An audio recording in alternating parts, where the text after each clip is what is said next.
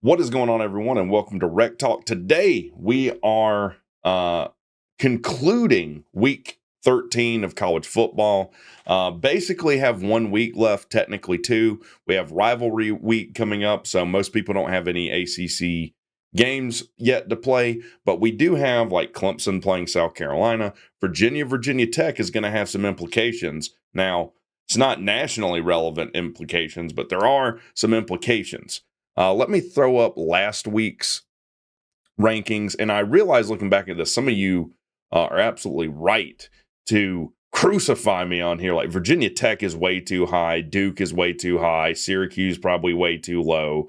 There's no world that Virginia Tech's 2 spots better than Pitt. Georgia Tech's too low, etc. Now, this really started as just an excuse for me to talk about the ACC, but I gotta start taking this stuff seriously, guys. All right, I'm a professional. So we've redone the tiers for this week. We've got playoff contenders. This will be like teams that I think could win a playoff game, not just make it, but win a playoff game. ACC championship contenders, that's going to be kind of there by default. There's only 3 teams that are even mathematically in it. Good bowl, teams that might make a, New Year's Six bowl or somewhere around there. Average bowl, toilet bowl, and no soup for you, meaning you don't get a bowl. So, first team, Georgia Tech, NC State. Hell of a game. My good buddy and fellow content creator, C-Dog, was there. And when that game kicked, I looked at him after like the first 2 series. I was like, it don't feel like our night. Defensively, Georgia Tech played very, very well. They kind of broke later in that game where CJ Bailey, who's just young, he's going to be a good player for NC State, ran for 2 big touchdowns on us. I think it was 2 big touchdowns, made some big throws.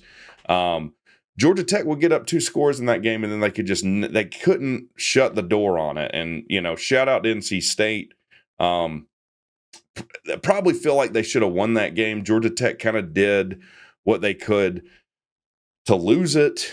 The story of that game is true freshman, Georgia Tech's true freshman of their own, Aaron Philo, stepping up.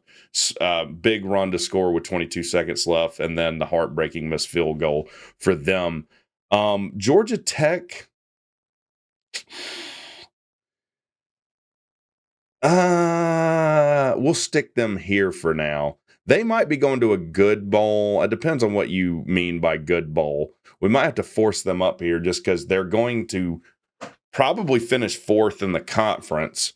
They're either going to play Michigan, Nebraska, or Memphis in like the Mayo Bowl. What were the other bowls I saw? Mayo was like the Mayo Military. You'd probably call those average bowls. But we'll stick Georgia Tech there for now. NC State, sitting on 5 wins, now has to beat North Carolina, which they could very well do. North Carolina, well, we'll talk about North Carolina and Boston College in a second. They got to beat North Carolina to make a bowl. I probably think they do beat North Carolina. North Carolina already sitting on 6 wins. NC State's not a horrible team. They have a ton of issues they need to correct next season. We'll see if they can do it. They're going to a toilet bowl, though. We'll drop Georgia Tech here for a second. Now we'll leave them back up there. Next game, Miami at Wake Forest. Interesting game. I mean, the game was 20-14 at half. Wake was within it was a 6-point game going into half. Wake was able to move the ball on Miami. Cam Ward looking kind of human there. I don't see his rushing yards, but 280 yards, 2 touchdowns. Jay Lyle had 7 carries for 115 yards and a touchdown. I think any Miami fan, would say they didn't play their best game in that one. I mean, the score makes it look like they beat Wake way better than they did. And just from Georgia, obviously Georgia Tech upset them in Atlanta. Miami's issues are defensive, right? No score through the third, and then Miami does what Miami does in the fourth quarter against everyone except Georgia Tech and puts up 22, ends up winning 42-14. Wake 4-7. So it looks like Wake is mathematically disqualified now from a bowl. Yep, Wake has Duke next week. Duke will more than likely handle them. I mean, look, Miami's the best team in the conference right now. I know that SMU doesn't have a conference loss. I don't think there's a circumstance where SMU and Miami play that they're not favored, and you're probably going to have them in the ACC championship game anyways. Wake Forest, no soup for you. You're not going bowling this year, which I kind of hate. I've said I'm partial to Wake. Wake's generally been a team like Georgia Tech that is out-talented a lot of the times, but they play above their own talent level. Dave Doran now on a 2-year rough patch. We'll have to see. You would think if it's the same story next year, he's on the hot seat. So another game, SMU at Virginia. Again, what are you doing, ACC, that you let SMU, the only team without a conference loss? They come in, they own the ACC in year one. Everyone's laughing at the ACC for this. But here's the thing. SEC fans, if any watch this, the only reason like Georgia is now going is because the SEC is so shitty. You all have lost to one another. Vanderbilt beats Alabama. Alabama beats Georgia. Ole Miss curb stomps Georgia. Ole Miss loses last week. A&M loses to Auburn, who only had 4 wins. I mean, or 4 or 5 wins. It's crazy. So I don't want to hear any lip from the SEC fan. You know how bad the SEC is? Vandy tore through your conference. Sad but true. SMU, them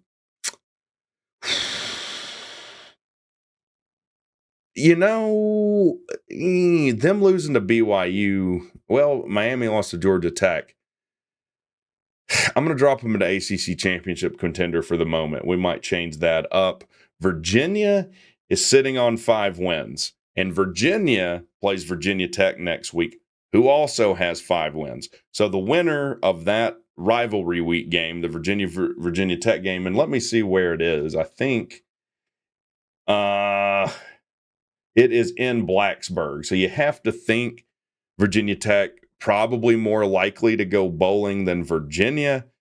But yeah, what was I thinking? Having them. Well, we haven't talked about Virginia Tech yet. Virginia Tech, I don't think Virginia's going bowling. As strong as they started, Virginia started 1, 2, 3, 4, 5. 4, they win 4 of their last 5. Now, obviously, the weakest part of their schedule. Then they win 1 of their last 7. Now, it came against Pitt, but Pitt's done nothing but lose since they got to 7-0, right? You got to think Virginia Tech's going bowling. We'll talk about them in a second, though. Clemson plays the Citadel. Citadel doesn't score until the third quarter. Clemson now could be a playoff team. I mean, not much to talk about that game. They win 51-14. I think Miami and Clemson are legitimate playoff teams. Now, I'm sure most people would probably say it needs to look like this. And I guess we'll keep it there. I think the BYU loss looks worse for SMU than when they lost it, especially after this week. But the loss to Louisville for Clemson also not looking so great. And even the loss to Georgia doesn't feel like the moral victory it probably did at the beginning of the season. So, yeah, we'll keep it like that. We'll keep it like that for now. Moving on, Syracuse struggles with Yukon a little bit. The game was a 1-score game going into half, 21-14, and they only win by 7. Yukon's probably a little bit better than people think. I mean, let's see. The Yukon's played us a few ACC schools. Yukon's beat FAU, Buffalo, Temple, Rice, Georgia State, UAB. So they don't really have any great wins. Syracuse is a team I don't know what to think about. I think their head coach gets mad about silly things. Now Fran Brown has picked his next stupid thing to get mad about with, I think, game day. Like, they play Miami next week. Game day needs to be where is that game, by the way? I think it's in the Fart Box. It is in the Fart Box. So they do play in Syracuse. Now, if Miami loses that game, that eliminates them from the ACC championship. Does it eliminate them from the playoffs? Who knows, with what could be an SEC bias in the play. I mean, the SEC already wants half their schools in when they've all beaten each other. But whatever. Syracuse will be going to a good bowl. We'll put them there. And I think that looks good for now. So what can you say about Syracuse that I haven't already said? Very good quarterback in Kyle McCord. Sometimes he's a little hit and miss. I mean, here's the thing, if you didn't know with Kyle McCord. He has to be in a spot to break every school single season passing record they've ever had, right? He throws for 470 yards against Yukon, 2 touchdowns. And he is sitting on 3,946 yards, 26 touchdowns on 12 interceptions. I mean, he's got to be close to leading the country in passing yards, right? So Syracuse is never really out of it. And Miami, you can't think that you can overlook Syracuse and just go up there. It is loud in the JMA Dome or whatever they're calling it now. Don't overlook Syracuse for sure. And let me be able to laugh at you never winning an ACC title in the whole time you've been in the conference, or only having made one appearance. It would be the most Miami thing ever to get beat by Syracuse and then have a Clemson SMU ACC title game. North Carolina. North Carolina gets drug up and down the field by Boston College. Now, offensively, they had a ton of turnovers. Criswell didn't play well at all. But, I guess congratulations to Jeff Collins for holding Boston College to under 50 points. I mean, something they couldn't do against JMU. And here's the other crazy thing.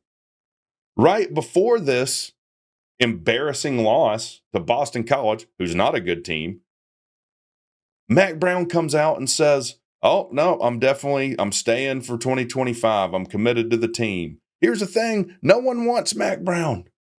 No North Carolina fans want Mac Brown. He might say he wants to stay in 2025. I don't think anyone who's a North Carolina fan wants Mac Brown to stay for 2025. The only one that wants Mac Brown to stay is Jeff Collins so he can have a job. Unfortunately, they are going to a bowl. It will be a toilet bowl, though. And it's fitting that North Carolina, NC State go together here in our tier ranking, seeing as how they play next week. I do think NC State beats them, though. I really, really do. Moving on, Florida State. Shout out to Florida State. Florida State doubled their win total this weekend, getting to 2 wins.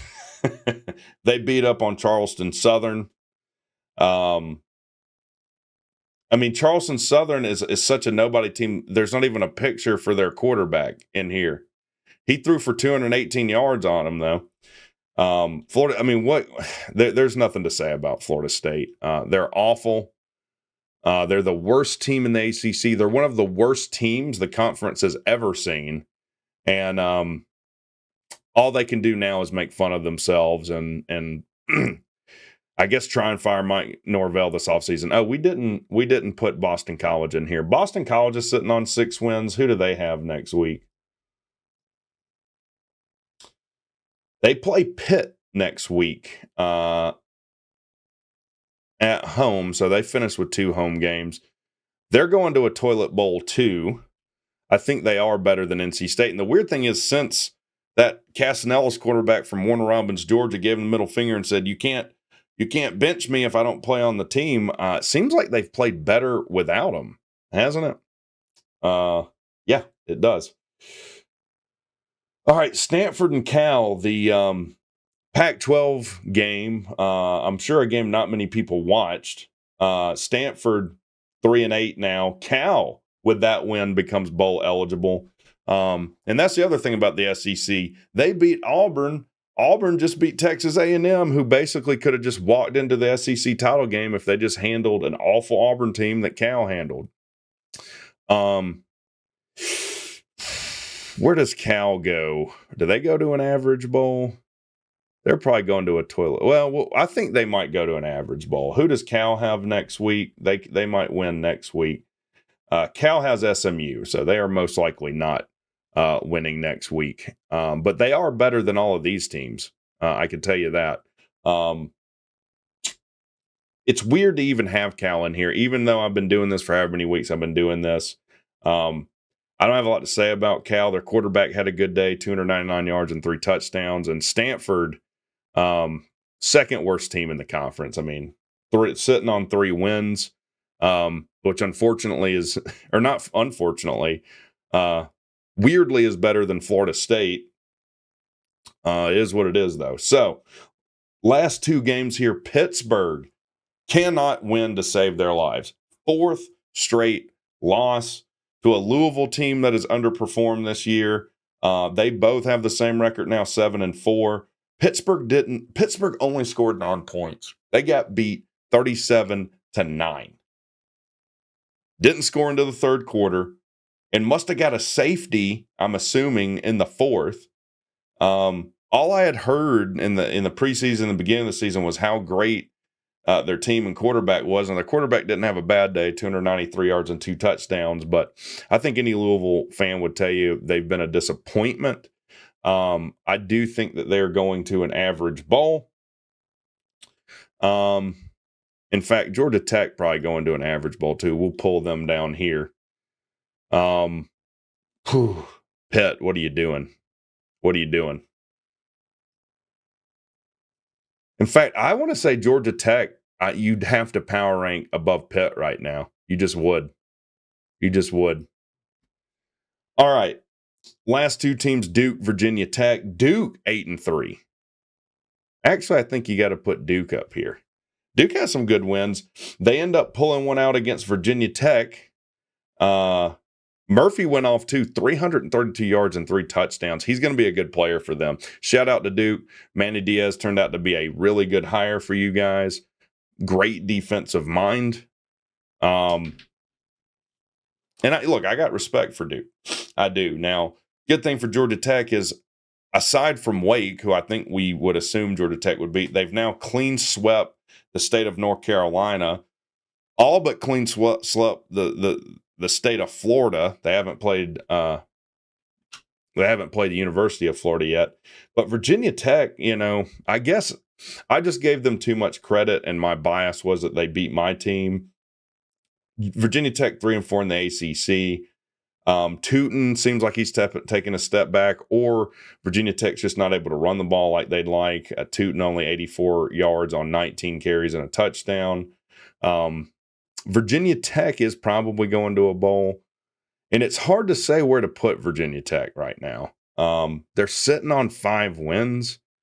I got to think that they would beat North Carolina, but that will be taken care of next week. If they take care of Virginia and then you have North Carolina playing NC State, this will become far more clear. So that's our ranking. We got Miami at 1, SMU at 2, Clemson at 3, Syracuse at 4, Duke at 5, Georgia Tech at 6, Pitt at 7, Louisville at 8, Cal at 9, UNC at 10, Virginia Tech at 11, Boston College at 12, NC State at 13, Wake Forest at 14, Virginia at 15, Stanford at 16, and Florida State, who has never moved beyond the last rung on our tier list, in the bottom of the no soup for you. You guys tell me what you think. Does this make more sense than last week? I hope so. Let me know what you agree with, what you disagree with in the comments. Y'all have a good one.